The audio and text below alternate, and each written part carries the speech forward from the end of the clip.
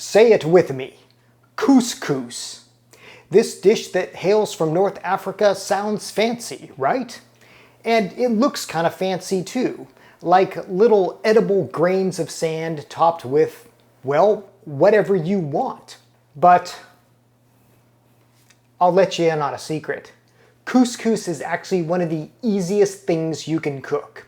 Like literally, if you can boil water, you can make couscous. Today I'm going to show you how crazy easy it is to cook couscous at home. Hello and welcome to I Want to Cook. My name is Chef Matt and this channel is all about helping you be a better cook no matter your skill level. And yes, today we are making couscous. So first of all, what is couscous? Well, let me begin by telling you what it's not. And couscous is not an individual grain. So unlike some of the other things we've cooked on this channel like millet, rice, quinoa, and teff, couscous is not its own individual grain, although it might look like one, especially millet. Couscous is actually more akin to pasta because, well, it's made with the same stuff, semolina, a type of wheat. And like pasta, couscous is a culinary canvas, arguably even more so because you can make couscous as both a savory or a sweet application. But unlike pasta, instead of, slathering it in a sauce, it can be served on its own, or you can add various different ingredients. Everything from nuts to something like raisins or currants. It is really, really versatile. Here in the US, you're probably going to find two different types of couscous. One is this one. This is more common, and these look like just little tiny grains of sand. Again, very similar to millet. Another type that you might see on store shelves is called Israeli couscous, and those are larger. They look almost like little pearls. Those aren't quite as common, and they take a little bit longer to cook.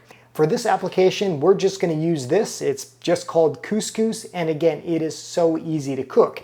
And it's so easy to cook because, well, it's kind of pre-cooked. All you have to really do is just saturate this in some boiling liquid, usually broth, and boom, you've got couscous. So let me show you exactly how to make this.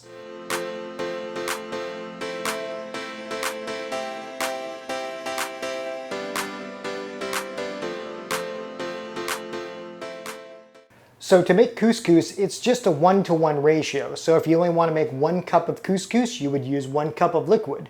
For this, we're going to do 2 cups, and I have 2 cups of chicken broth here. I've got a pan heating over medium, and we're just going to pour this in.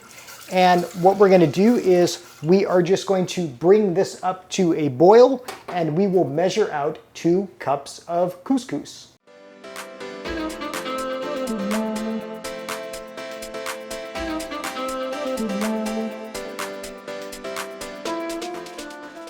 Okay, our broth is boiling. That only took a few minutes, so this is how ridiculously easy it is to make couscous. When your liquid is at the boil, just turn off the heat, take the lid off the pot, pour in your couscous just like this, and then mix it really well so that all that couscous is mixed in with the liquid. Again, we're using broth here. You could use any broth you want. You could also use water, but it just won't be as flavorful. Okay, so all this couscous and all this broth is mixed together really well.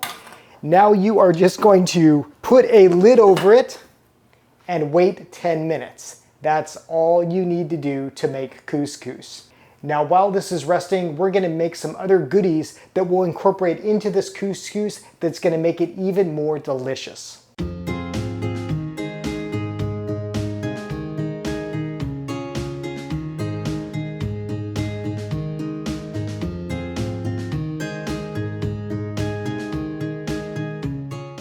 While the couscous is doing its thing, I chopped up some red onions, grape tomatoes, Italian flat leaf parsley, and some of these pepitas, these pumpkin seeds. And this is just going to be a nice mixture to mix in with the couscous. But again, you can use almost anything you want. It really is a culinary canvas. So I'm gonna add a little bit of olive oil to this and just a little bit of red wine vinegar. And all this is gonna do is it's just gonna make that couscous even more delicious. It's gonna add some contrast, some crunch. It's gonna be great. It's been about 10 minutes, so let's go check it out and see what it looks like. Okay, let's lift the lid and look at that. Our couscous is just beautiful. This has absorbed all the liquid, and again, this just looks like little tiny grains of sand. This is just so easy. Seriously, take a look at this. Isn't this beautiful? I told you, if you can boil water, you can make couscous. Now let's put it all together. Okay, to serve couscous, I like to put it in a nice platter just like this. And just, look at this. This is just, it smells so good too. It's got kind of a nutty flavor to it. Look at that. This is just perfect. And you can see how much it makes too. It makes more than you think it does. And again, you could serve this on its own, but it's always better with extras. So I've got my little garnish here, and we will just mix this right on top, just like that. And this makes such a lovely side dish, or heck, if you're really hungry, you could eat it as a full meal. Then finally, I like to do a nice drizzle of olive oil right on top. That's gonna give it some nice unctuousness. And boom, we have this lovely platter of couscous. Doesn't that look amazing?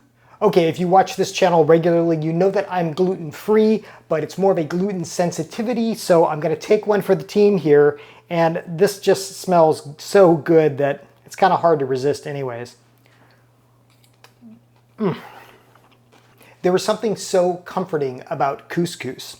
It's just, I don't know, it just tastes so good.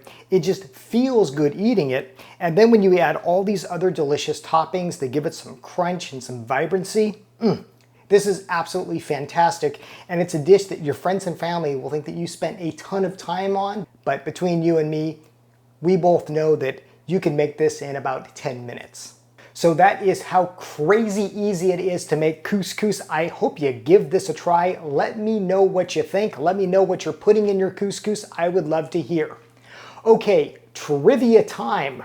Last week I asked you to identify this crazy squiggly thing, and you never cease to amaze me with your smarts as to what kitchen tools are. We had several people almost immediately identify this. We had Fancy Name, we had One Pan Man 9852, and Jamie 5280 correctly identify this as a taco holder. Yes, you put this down, you put your tacos in it, and it holds your tacos upright. Isn't that genius?